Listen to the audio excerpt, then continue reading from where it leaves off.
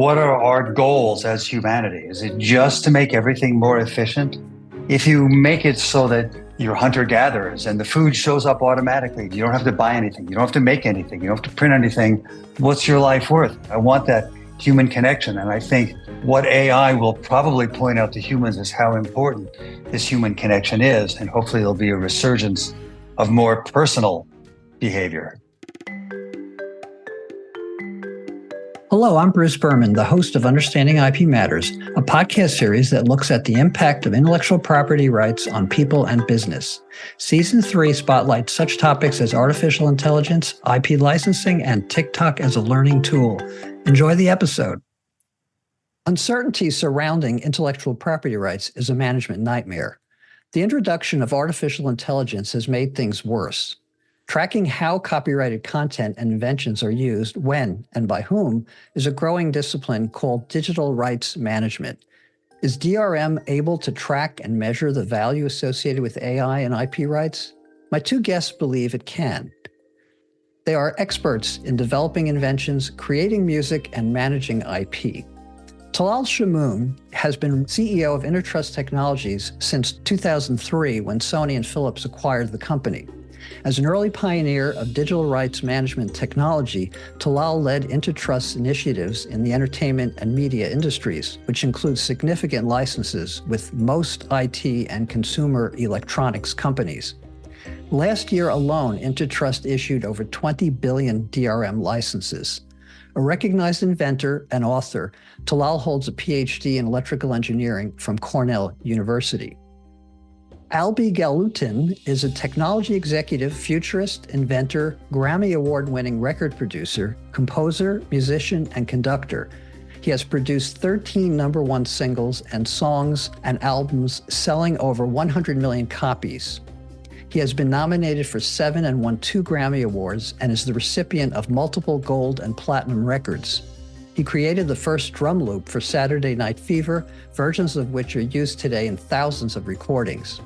Albi also invented and developed the enhanced CD, which is used by all major labels. He has served in senior technology roles at Universal Music Group, where he started and ran the music industry's first technology division. Albi is responsible for 11 patents. Gentlemen, it's an honor to have you on the podcast. Where are you speaking from today? Albi? I am in Paris, staying at a friend's apartment. It's lovely. Sounds like fun. Talal, where are you? I'm sitting in Berkeley, California. Oh, the Paris of the West, right? That's right.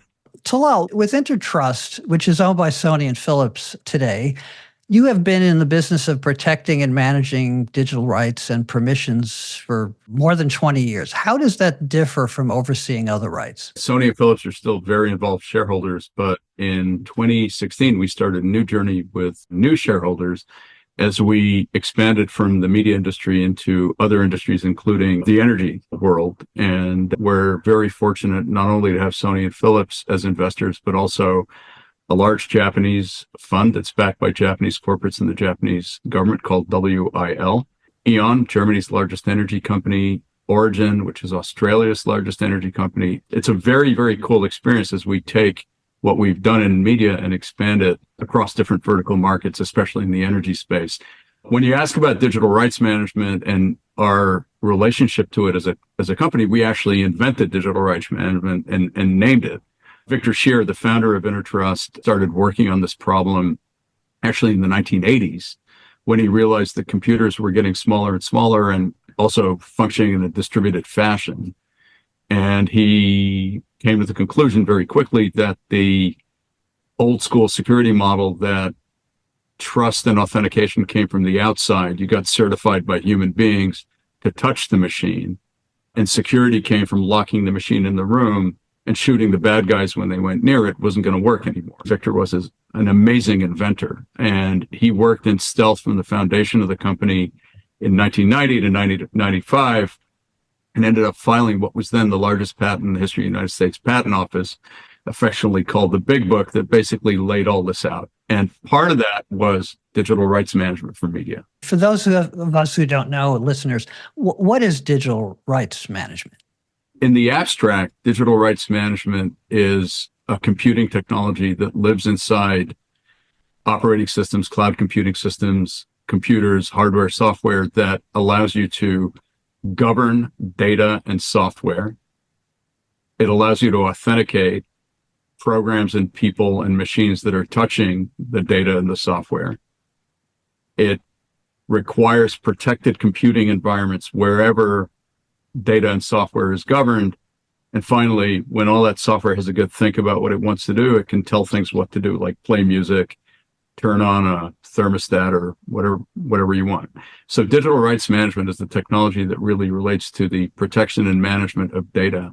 It also enables owners to get paid, I imagine. It not only does that, but allows you to create digital value chains. So you can have chains of handling, you can have creators handing stuff off to distributors packaging and marketing the stuff and giving it to consumers, and of course, money flowing in the other direction. And that's the way it's used in the media space, which we're all familiar with. Anyone who's touched Spotify or Netflix knows exactly how that works. And there's a whole economy that's been built around that. Now, 20 billion DRM licenses last year alone.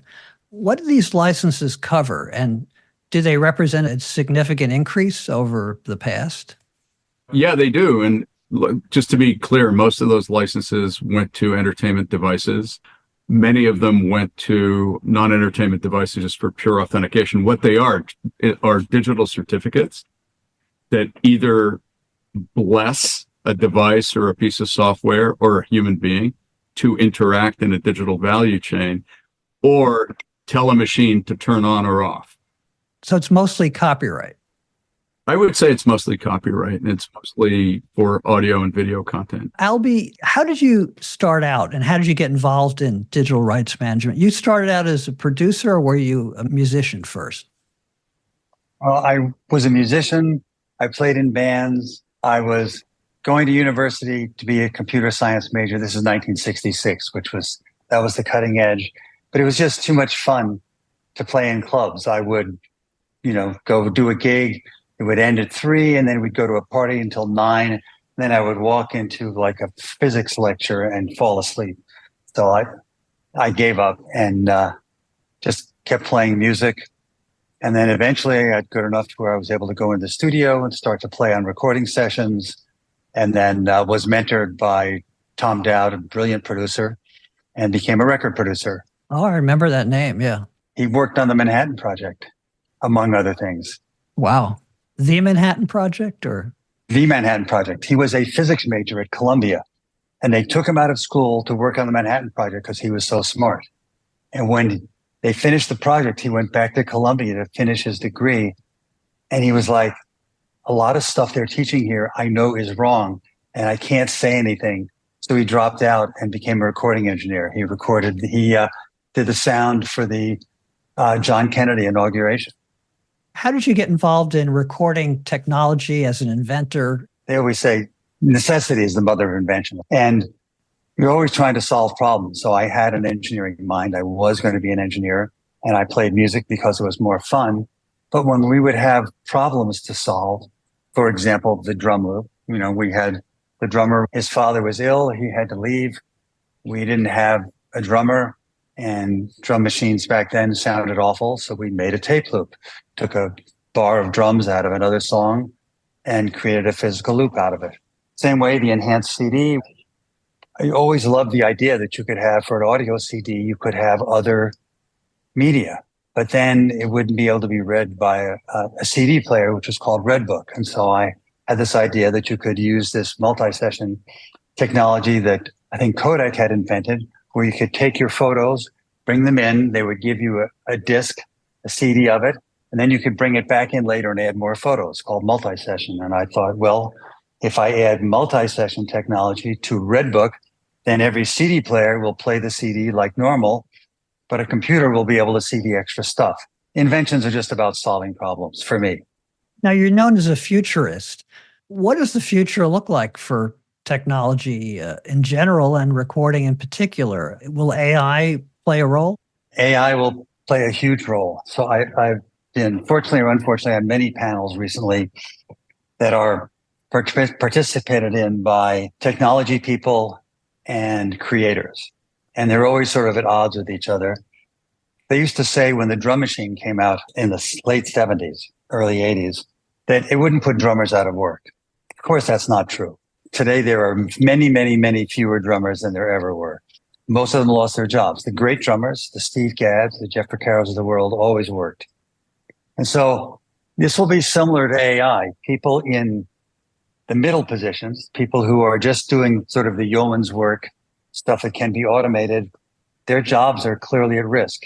If you're really inventive and original, no AI is going to replace Taylor Swift. I could talk about this for hours, but for me, there are two overarching factors. One is that AI only learns from the past. It is never really creative. No AI in 1961 would have ever come up with the Beatles. So though it's an incredible tool, it's like when they invented the typewriter or the word processor, there are lots of tools. It is amazing. It'll be used by lots of musicians, but it will not break the barriers of creating new things. And candidly, sort of on that topic, my biggest worry about AI is that we run the risk of losing apprenticeship. Today, people learn their craft, whether it's the legal craft or the business craft, or if you want to become a film producer, you start by doing coverage of other people's scripts. If this is all done by AI, if the low-level jobs are done by AI, then we lose our apprenticeship, and I think that would be a great loss. Interesting observation. I haven't heard it put that way. Talal, you're an inventor yourself, and you hold a PhD, I believe, in electrical engineering. What attracted you to Albie's skill set? How did you two meet? That's a great story. I joined Intertrust in the summer of 97. My background was in signal processing. Intertrust was very much a research-driven, still is, research-driven, inventive, very visionary company. Huge patent portfolio with very, very bold dreams of just revolutionizing the internet. I had come out of a research lab in Princeton. All I knew was that companies needed to sell stuff to make money, and what I knew was music. And I went to the boss and I said, hey, why don't we talk to the music industry? They got this problem with MP3. And they're like, funny you should mention that. We just met this guy called Albie Galutin. You should meet him. He's like this genius at Universal. And we met, and we've definitely known each other in several past lives. And I remember not knowing Albie, and I remember Albie being one of the most important pieces of my life. And this has very much been not only an amazing friendship, but like an incredible intellectual partnership over the years. It's been driven by co-creativity, trying things, succeeding, failing a lot, inventing stuff, building technologies. That's what the story's been over 25 plus years. Everything we've done in the entertainment industry, we owe to him.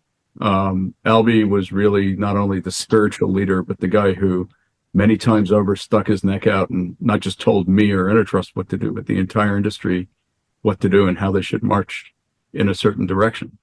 And, what's interesting about entertainment and media is, I used to joke that it would have been great to nail it in healthcare and then show up in the record business and tell them, you should use the stuff that saved the healthcare industry.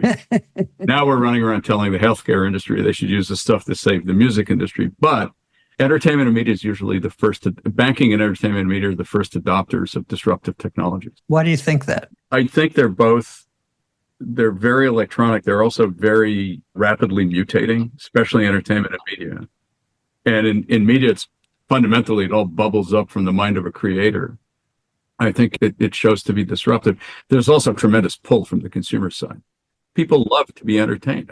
It's one of the things that really elevates us above, sort of beasts. Banking will always adopt the best technology for the job because we're in a capitalist society. We're fundamentally driven by the exchange of value. And you're always looking for more and more efficient ways to exchange value. I just wanted to ask Talal for a quick follow-up on it. So would you say something about, I guess, what I might call a unified theory, the idea that electrons and bits are the same, that, why is Intertrust relevant in both the energy space and in the media space, and why are they sort of the same, two sides of the same coin? Not to go all Oppenheimer on you, but there's a mathematical connection between information and matter, right? So, by the way, that our whole entry into the energy space was based on a conversation with some German energy executives about how there was a digital doppelganger to every electron that was consumed. And if you track the electrons digitally, you could manage electrical systems much more efficiently. And that was really the jump into the energy space. So no, totally. And you're seeing it today with this metaverse thing where, for people in our generation, it seems a little kooky, but kids in their 20s, teenagers today can go into the digital world and back out into the physical world seamlessly and don't even think about it. And you start seeing devices like that Apple headset that just came out. You're like, okay, this is really where things are going to go, where people's digital self and physical self are going to be indistinguishable.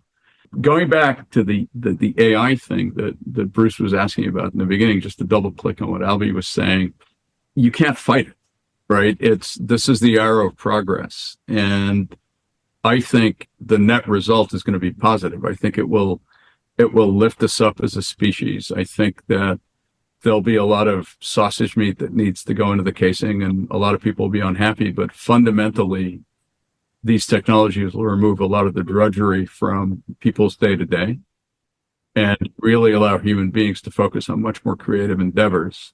It's not that Hollywood folks, actors are so opposed to AI. They just want to be paid for it. So if they know it's being used, if you can track use and value that use, they'll probably be okay with it. It's the fact is that you can't track it and you don't know what's in the data sets. You don't know what's being used when and how much and how to charge for it. I think that is very disruptive. Let's talk about the legal revolution that's about to take place in a second. But just one minor point I was going to make is these technologies will effectively do is something Albie was pointing to earlier. They'll provide people with tools that will elevate them above all the grunt work they used to have to do to get to the point where they would be creative. And the mean time to a creative work or an invention is going to get cut dramatically. In a completely different world, software development was just about hours and hours and hours of tedium, like mucking around with C compilers or whatever it was. Now you just have these boxes that do things that you can just assemble. And then you'll have a program that can assemble the boxes for you. So you can really just focus on the concept. That's tremendously liberating for a smart person. But on the legal side, we are about to enter something that's going to be 1,000,000 times more complicated than what happened in 1997 with MP3 and peer-to-peer file sharing. And as you know, that was a decade of litigation, up and down to the Supreme Court, into Congress, back out, in the EU, in Uzbekistan, on Mars. And finally, the record industry comes out bigger than when it started, right? Now, what we're doing legally is trying to define what it means to think, right? And what's the output of a thought process, and what and who is entitled to a creative right based on the fruits of someone's brain. And that backs into fair use, that backs into derivative rights, that backs into tracking and enforcement. It's a wonderful time to be in this game, because just when you thought everything was buttoned down from a copyright point of view, the whole thing gets blown open. At the end of the day, it's going to be very reminiscent of RIAA versus Napster and all of the Grokster, but 1,000,000 times worse. And you see it. The New York Times is suing Microsoft. I always forget the name of the company. It's an OpenAI spinoff that Universal's suing right now. Anthropic. These are the first droplets of a deluge. And all the kids I know who are in law school right now, I'm like, go take a copyright course. It's been really handy in your career. Somewhat off of the point we were making before about apprenticeship, there are different fields in the creative industry that are impacted differently by AI. No one is going to want to see an AI Taylor Swift. But when you have performers, people want to see the real thing. There will be connection to live performance. When they go to the theater, they want to see real actors. Their positions are fairly secure, and the federal government is even looking at sort of coordinating. There are lots of different rights of publicity in different states who are looking at making that a federal law. So that I think that, and certainly they're very much threatened by the whole political risks of deep fakes. And so there's a There's a lot of leverage to do that and to make your identity, if you are known, protectable. But most people do not know who the screenwriter is or who the songwriter is. And so in those areas, if you're in the middle class, you are very much at risk. If you are brilliant, if you're John Lennon and Paul McCartney, no one is replacing you. You are doing things that nobody else is thinking of. But if you're just doing it in the middle, you don't have the fame to hang on to. You have nothing except, your ability to create. You recently told Dan Griff this, AI will not destroy the music industry. The music industry is about relating to people and being fans of artists who are doing something or saying something. There's no question that the deck will be shuffled and a lot of occupations will have to migrate. But we will always have our love connecting with humans through music. And I think that's essentially what you were talking about. Yeah, I mean, that's true for everything. We have, I guess it comes down to me not to get too uber on you, but what are our goals as humanity? Is it just to make everything more efficient? If you make it so that you're hunter-gatherers and the food shows up automatically, you don't have to buy anything, you don't have to make anything, you don't have to print anything, what's your life worth? The greatest joy in music, if you're a musician, is making music with other musicians. I stopped making records mostly because computers made it less fun. It was brilliant to be on the floor with 4 or 5 musicians playing with arrangements and coming up with parts. I never go to large concerts. I go to shows where you see the looks on the people's face, where what they play tonight is different from what they played last night. I want that human connection. And I think what AI will probably point out to humans is how important this human connection is. And hopefully there'll be a resurgence of more personal behavior. So I think you're saying that AI may actually humanize music and performance more than it is currently. Yeah, absolutely. I mean, where we are today is the value of music is viewed as a commodity. You create something that you can sell more copies of. And I think that the commodity piece will be commoditized. AI will do that. We just need to, the original piece and the connecting piece, the telling you my life story is always going to mean something to people. Over a 40-year career, Albert, you worked with people like Bee Gees, Aretha Franklin, Barbra Streisand, Diana Ross, Eric Clapton. What was it that made them want to work with you? I guess I knew how to solve problems. Once you have one success, then people will talk to you. And the thing about working with an artist is if you understand their vision. So my connection with Eric Clapton was around, we both grew up listening to the blues and we shared a love of Robert Johnson, and we could talk about those songs. Barry Gibb loved rhythm and blues. We listened to soul music. All of the artists, what you have to do is you have to connect with them and have the skills. You spend those 10 years becoming not yet an overnight success, learning your craft. And so I had developed the skills to edit, to move things around, to conduct an orchestra, to arrange something, to understand the vision of the writer and map it to the performing abilities of the artist. Let me tell you a story. We were talking about, I don't know if it was before you started rolling the tape, we were talking about Tom Dowd, who was my mentor.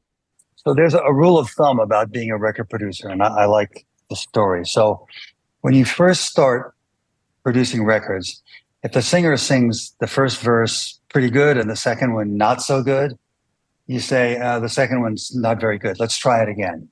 Then when you have a little more tact, you say, I love the way you did the first verse. Can we try some of that feeling in the second verse?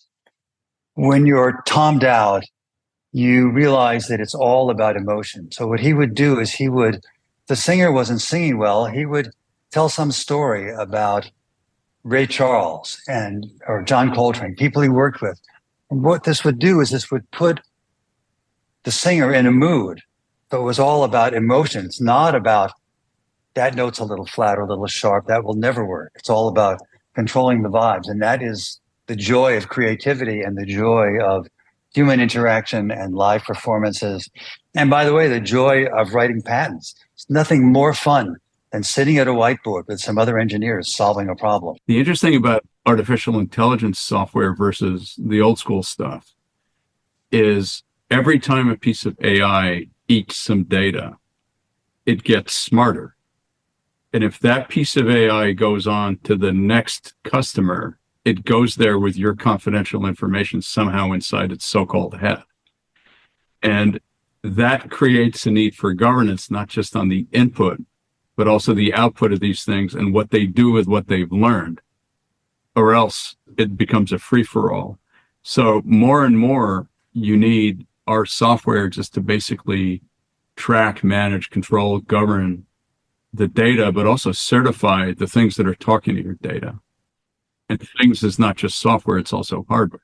And data is not currently protectable under copyright, trade secret, perhaps, but there's great value, as we know, and it will continue to have greater value as AI evolves. When you say data, like when I say data, I was just speaking about ones and zeros. And I think what you're talking about is like personal data or behavioral data and stuff like that. You're right. I mean, 10 years ago, 15 years ago, when this stuff became a big deal, a lot of privacy advocates woke up and realized that we had our pants down, because you're right. There's no intellectual property construction really that protects what apps you used on your phone, that information, or where you went in your car, that information. Privacy regulations have come a long way. GDPR, CCPA, encoding in law, or at least in regulation, what people can and can't do with certain data sets, but that's still a journey. What I was talking about, there's a great story I read about like a year ago when people started talking about ChatGPT. I won't name the companies, but a large Korean company,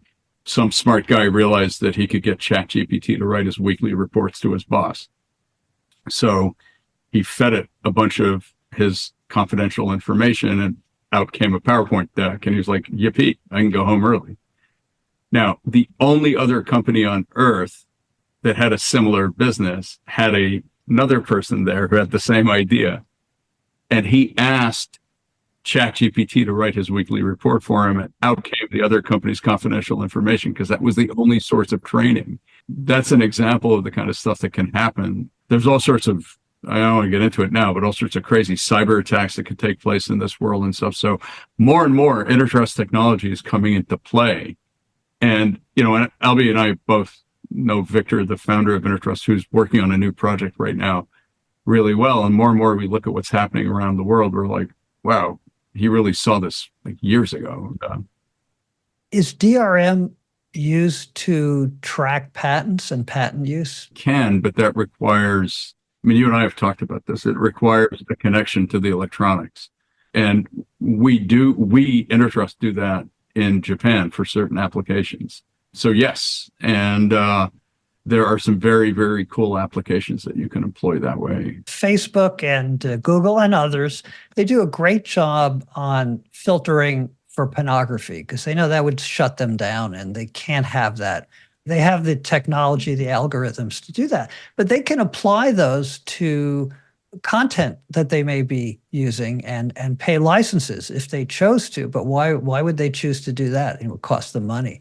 But I think the technology is pretty sophisticated for tracking IP use, whether it be copyright or patent use. It's just that a lot of folks choose not to play it that way. That's right. And it's also, a lot of people worry about enforcing intellectual property, be it copyright or patents, started life as history majors or English majors, not as engineers. A lot of patent lawyers were engineers, but law school has a good way of like beating that out of you and really training you to focus on the mechanics of the legal system. It's going to take a technologist who cares to really sort of build that bridge and then cross it. But I mean, I spoke at your conference, was it a year ago or whatever, at the Haas School, and Eric Spangenberg gave a really cool presentation about some of the stuff he was doing with royalty tracking on blockchains, which I don't know what happened to that project, but there's a bunch of these ideas that are sort of nipping at the opportunity. And that's a space to watch, actually.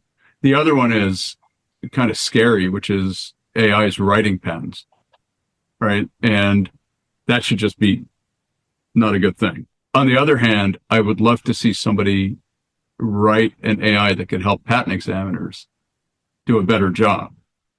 It's hard to be a patent examiner given the number of human beings on the planet, the number of ideas they have, and the number of patents that get filed. So tools that help patent examiners operate more efficiently, like, think of it as a Bloomberg terminal for a patent, examiner. That would be super cool, and that would improve patent quality dramatically. Patent certainty is essential, and it's a greater challenge than ever. Albie, what's the middle class musician or so-called successful but not super successful musician going to look like in the future? I don't know if you know David Lowery. Yeah, sure. Cracker, great guy, very much of a copyright advocate, but I think he had 1 million streams of Low, his hit, and it got $17 for it. You know John Taplin? Yeah, I know John. John is close to him, so we talk about this a fair amount. I mean, there's a lot of misunderstanding about music royalties, and a lot of musicians feel like they're getting screwed by Spotify. That Spotify is, should be paying them a higher royalty. Spotify is paying 70% of the revenue to the owners of the copyright. Now, if you have a deal with a record company where you're only getting 10% of that, then that's a story as old as the hills. But the reality is that the problem is not necessarily Spotify. There is again a problem of middle class. So when you negotiate deals, you have overwhelmingly the new mechanisms for being more fair actually tilt toward the more successful artists. They're saying, well, if you don't have above a certain number, then you don't get paid anything, under the assumption that maybe it's too hard to calculate or too expensive to pay. I think that this comes back to when Talal was speaking before about incentives. He was talking about tech companies' desire to do the right thing. Tech companies are designed to make money. Their fingerprinting is now common. When you go to YouTube, that's your songs are fingerprinted. They didn't do that originally. There were many fingerprinting companies in the space that they could have licensed, but they wanted to write it their own way. They're not incentivized to solve the problems for creators. And in the same way, you could determine how your AI was trained, what parts of it were trained on what stuff. This is possible. There are companies that are absolutely working on that. It's not in the big tech companies' best interest to know accurately how it was trained and who they might have to pay.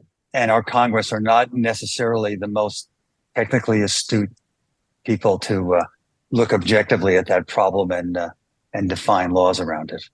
We're getting towards the end of our time. So I like to ask you, Talal, first, and then you, Albie. What would you like to leave folks with regard to DRM and AI and in technology in general? Talal, what should listeners be thinking about? To paraphrase Vince Cerf, this T-shirt that said IP on everything.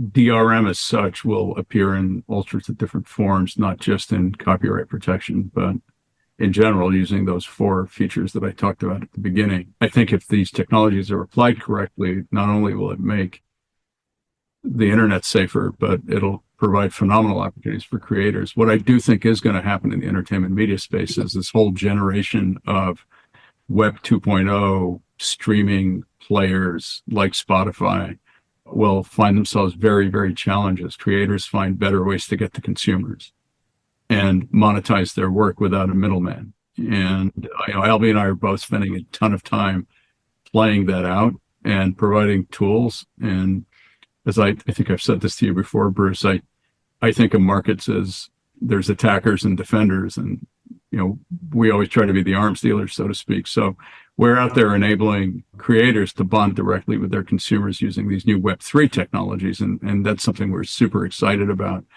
And that's going to be the next phase of this whole thing, where you'll see peer-to-peer technologies. You'll see a lot of the stuff that's played out over the last 20 years, combining with artificial intelligence and blockchain to really create a new value chain and better and more cost-effective ways for people to entertain themselves. Albie, what would you like to leave folks with? I'd just like to say a word about DRM, which is governance. It's not about stopping me from playing a song or even about protecting my health records. It's about governance. We have, less accidents because we have speed limits.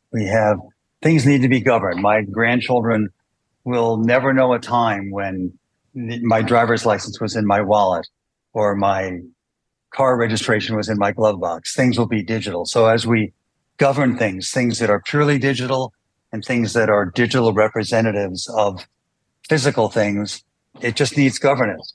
And that's what it's about. That's what laws are about. And digital rights management is an automated electronic mechanism for providing governance that we as a society decide we would like to provide. Thank you, gentlemen. This was a really stimulating conversation, and I appreciate your time. Thank you. It's always fun for me to hang out with Talal and talk to people like you. Thanks again. It was a blast.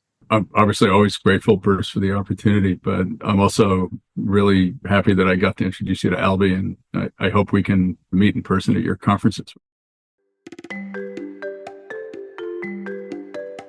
Understanding IP Matters is brought to you by the Center for IP Understanding, an independent nonprofit. Follow CIPU on LinkedIn at the Center for Intellectual Property. Content conveyed is for informational purposes only and does not represent the views of CIPU or its affiliates. This episode was produced by Jack Shields for Wild Creek Studios.